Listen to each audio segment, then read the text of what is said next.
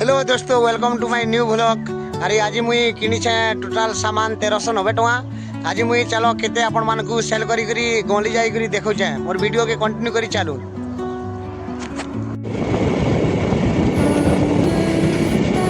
बुझली समलेश्वर गाँ के आ न केते टंका माल बिक्री होचे आपण मानकू मुई देखो छे। ए बिकनी मुई 640 टका।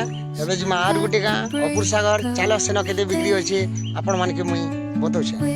तो फाइनाली मुझे अपुर सागर बिकी देनी। आउ आज पूरा मोर किस्मत भल दिला से मोर सब सामान सरी गला।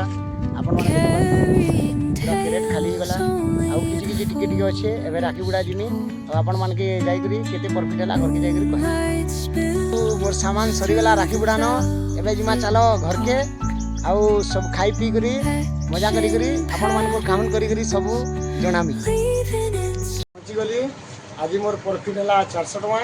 और आपण मैंने भी जब काम करवा लगी चाहूँ बोले मत कमेंट करेंगे। तो कमेंट देखले आपण मान को काम ठीक बतामी। और से लगे मुझे अलग वीडियो गोटे बनामी। जदि मोर काम आपण मान को भल लगुच मोर वीडियो भल लगुच बोले मोर चैनल को सब्सक्राइब करूँ, लाइक करूँ, शेयर करूँ, कमेंट करूँ। आज एतकी काली देखा नेक्स्ट ब्लॉग रे। जय हिंद।